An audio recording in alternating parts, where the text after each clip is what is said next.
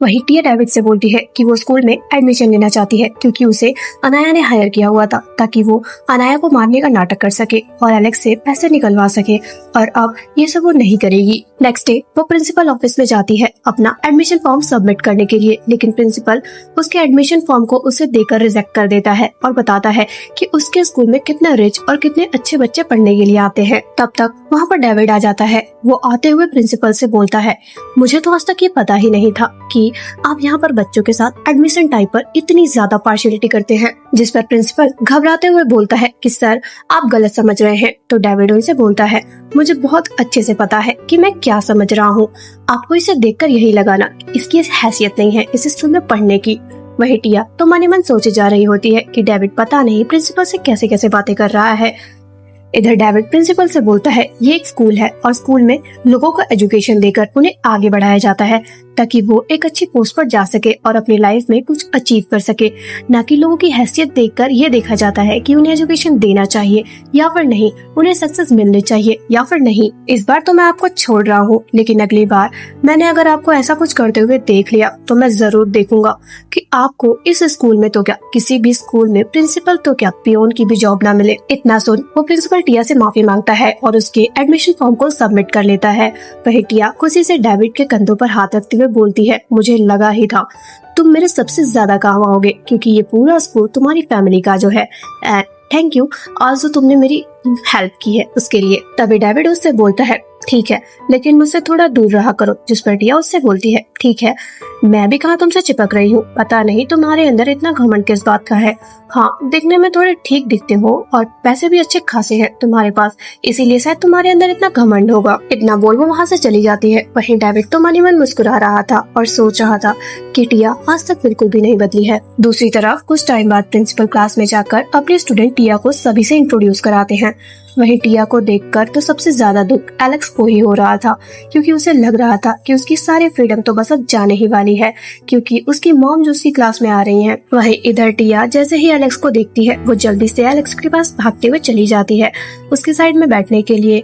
वहीं अनाया भी उसी क्लास में होती है और ये देखकर उसे बहुत ज्यादा गुस्सा आ रहा होता है कि आखिर ये लड़की अभी तक एलेक्स से मिली भी नहीं थी और इतनी जल्दी ये एलेक्स के क्लोज भी चली गई। ये सोचकर अनाया अपनी दोस्त को कुछ इशारा करती है। वहीं उसकी दोस्त उठते हुए टिया को बुली करने लग जाती है।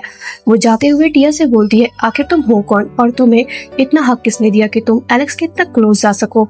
इतना बोल वो अपनी एक और दोस्त को कुछ इशारा करती है जिस पर वो लड़की बोलने लगती है, मैंने इसे कचरा उठाते हुए देखा था तो कहीं ये वही तो नहीं है।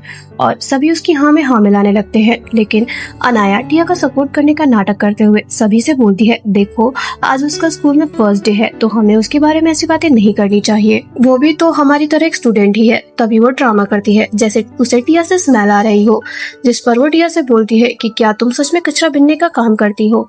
तब तक वहाँ डेविड आ जाता है और वो आते हुए बोलता है, पता नहीं क्योंकि ये तो ये काम नहीं करती है लेकिन शायद ये स्मेल तुमसे ही आ रही है। वही डेविड टिया को वहाँ से उठाकर फर्स्ट बेंच पर बिठा देता है जो डेविड के साइड वाली डेस्क होती है। वहीं अनाया को ये देखकर बहुत ज्यादा गुस्सा आता है और वो गुस्से से बोलती है कि तुम इसे यहाँ पर नहीं बैठा सकते हो क्योंकि ये मेरी जगह है।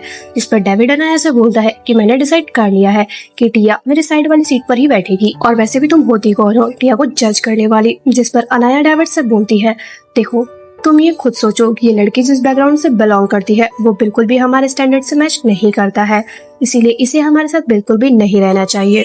जिस पर डेविड उसे आंसर करता है कि अच्छा तो तुम ये बोलना चाहती हो कि मेरा ऑर्फन और मेरा स्कूल किसी को भी ले लेता है। तो देखो पहली बात तो ये स्कूल है ना कि तुम्हारा घर जहाँ सब तुम्हारी मर्जी से होगा, समझी, और यहाँ जैसा मैं चाहता हूँ वैसा ही होता है। वही अनाया और उसकी फ्रेंड को अच्छे से पता होता है कि डेविड बोर्ड मेंबर है और उसकी कही हुई हर एक चीज लास्ट डिसीजन होती है तो कोई भी उसके अगेंस्ट नहीं जा सकता है।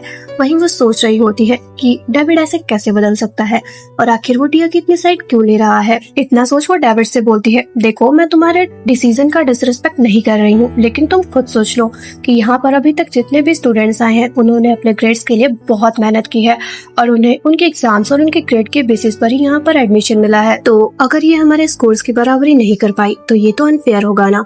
जिस पर टिया उससे बोलती है, देखो तुम्हें इसकी फिक्र करने की कोई कोई जरूरत नहीं है क्योंकि मैं कोई भी एग्जाम देने के लिए रेडी हूँ। जिसके बाद टीचर टिया का अकेले एग्जाम लेती है। वो क्लास में अकेले बैठकर पेपर करती है जिससे टीचर का पूरा फोकस उसी के ऊपर होता है और वो 10 मिनट में सभी क्वेश्चन सॉल्व करके टीचर को दे देती है, जिससे टीचर भी टिया से इम्प्रेस हो जाती है क्योंकि उसके हर एक क्वेश्चन का आंसर बिल्कुल सही होता है। और टीचर बताती है कि हमारे स्कूल में तो जीनियस स्टूडेंट आई है। वहीं ये सुनकर एलेक्स बहुत खुश होता है। वहीं अनाया को तो अपने कानों पर भरोसा ही नहीं हो रहा होता है कि जो इंसान स्टार्टिंग से एक गैंगस्टर था जिसने कभी पढ़ाई लिखाई की ही ना हो, वो इतना अच्छा स्कोर कैसे कर सकता है। इधर डेविड अनाया से बोलता है, लगता है अब तुम्हें सब क्लियर हो गया होगा। वहीं रात में अनाया अपने गैंगस्टर फ्रेंड को लेकर टिया के पास चली जाती है उसे पिटवाने के लिए। जैसे ही टिया वहाँ आती है वैसे ही अनाया उससे बोलती है, देखो टिया, अभी भी तुम्हारे पास बहुत अच्छा मौका है। या तो तुम स्कूल में रहकर मेरी स्टेप बन जाओ और पूरा दिन बस मेरा काम करो, या फिर सेकंड ऑप्शन तुम खुद स्कूल से निकल जाओ। वहीं टिया बाहर आते हुए उससे बोलती है कि मैं तो यहाँ किसी की बात नहीं सुनने वाली हूँ, और वैसे भी तुम होती कौन हो मुझे ये बताने वाली कि मुझे क्या करना चाहिए और क्या नहीं। और तुम्हें नहीं लगता है कि तुम्हें स्कूल में जाकर थोड़ा पढ़ना लिखना चाहिए, ना कि मेरे मैटर्स में यहाँ इंटरफेयर करना चाहिए। जिस पर अनाया बोलती है, लगता है कि तुम मेरी बात नहीं मानने वाली हो। इतना बोल वो अपने गैंगस्टर बंदे को आगे भेज देती है, जिस पर वो बंदा टिया को धमकाते हुए बोलता है कि अगर उसने अनाया की बात नहीं मानी तो वो उसके बालों को जला देगा। लेकिन टिया तो बिल्कुल एक मॉम की तरह उसे पीटने लग जाती है, जिससे वो गैंगस्टर बंदा वहाँ से भागने की कोशिश करने लगता है। तब तक वहाँ पर डेविड आ जाता है। उसे देख अनाया के तो हाव भाव ही बदल जाते हैं और वो डेविड से बड़े प्यार के साथ बातें करने लग जाती है और वो उससे पूछती है कि वो यहाँ पे क्या कर रहा है, पर डेविड उसे इग्नोर करते हुए वहाँ से चला जाता है। वहीं टिया जैसे ही डेविड को बुलाती है, डेविड जल्दी से उसके पास चला जाता है। वहीं वो गैंगस्टर डेविड को देख उससे बोलता है, अच्छा अब तुम भी यहाँ आ गए हो ना, तो मैं तुम्हें भी नहीं छोड़ूंगा। जिस पर टिया डेविड से बोलती है, देखो तुम्हें डरने की कोई भी जरूरत नहीं है, क्योंकि जब तक मैं यहाँ पर हूँ तुम्हें कोई हाथ भी नहीं लगा सकता है।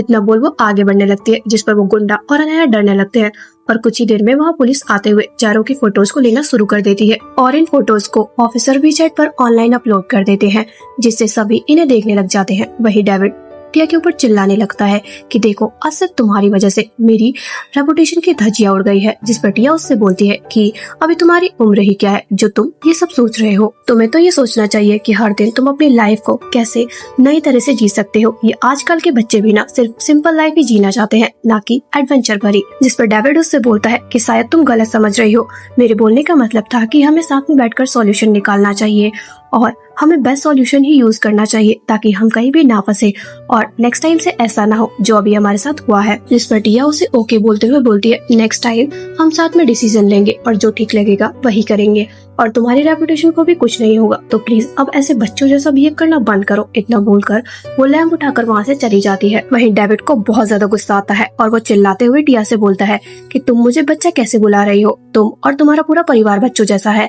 लेकिन फिर वो अपने आप को कंट्रोल करते हुए सोचता है कि वो भी तो उसी परिवार का एक हिस्सा है। वहीं इधर अनाया अपनी मॉम से सॉरी बोल रही होती है अपनी गलती के लिए, जिस पर उसकी मॉम उससे बोलती है कि तुम्हें पता ही है तुम्हारी इस गलती की वजह से आज जिन जिन लोगों ने इस पोस्ट को देखा है वो मुझे पर्सनली मैसेज करके क्वेश्चन कर रहे हैं, तो याद रहे नेक्स्ट टाइम से सब बिल्कुल भी ना हो। तो वो उनसे बोलती है कि ये सब सिर्फ उस डेविड की वजह से ही हुआ है। जिस पर उसकी मॉम उससे बोलती है, देखो तुम्हारा फोकस यहाँ पर सिर्फ और सिर्फ एलेक्स पर ही होना चाहिए, क्योंकि एक बार अगर तुम्हारी शादी एलेक्स के साथ हो जाती है तो उसके सारे शेयर्स पर सिर्फ हमारा हक होगा। उसके बाद तुम जिसके पास जाना चाहो उसके पास जा सकती हो, लेकिन फिलहाल के लिए तुम्हें एलेक्स से अपना फोकस बिल्कुल भी नहीं हटाना है। वहीं अनाया अपना सारा गुस्सा जाकर एरिन पर उतारती है और वो एरिन को बहुत बुरी तरह से बेल्ट से मारती है। वहीं एरिन बस रोते हुए सब सहन करती रहती है। इधर अनाया जाते हुए उसे वार्न करते हुए बोलती है, अगर तुमने ये निशान अपने भाई को दिखाए भी तो याद रखना मेरी मॉम ना तुम्हें छोड़ेंगी और ना ही तुम्हारे भाई को। उसके जाने के बाद एरिन को एलेक्स की कॉल आ जाती है और उन्होंने आज मिलने का डिसाइड किया हुआ होता है। वहीं एलेक्स आज एरिन को एक सरप्राइज भी देने वाला होता है, बट एरिन उसे मना कर देती है। जिस पर एलेक्स उसे बोलता है कि आज वो उसे बिल्कुल भी मना नहीं कर सकती है। जिस पर एरिन उससे बोलती है, प्लीज मेरी बात समझो, मैं बिल्कुल भी आज नहीं आ सकती हूँ। इतना बोल वो कॉल कट कर देती है ताकि एलेक्स को उसके ऊपर गुस्सा आ जाए और वो उससे मिलने के लिए भी ना आ पाए, क्योंकि अगर वो एरिन से मिला तो वो ये निशान देख लेगा और समझ जाएगा कि उसकी सिस्टर के साथ कुछ गलत हो रहा है। इतना सोच वो गार्डन में जाकर झूले पर बैठ जाती है। वहीं जैसे ही टिया की नजर उस पर जाती होती है वो उसके पास आते हुए उससे बोलती है कि तुम तो हमारे स्कूल में ही हो ना।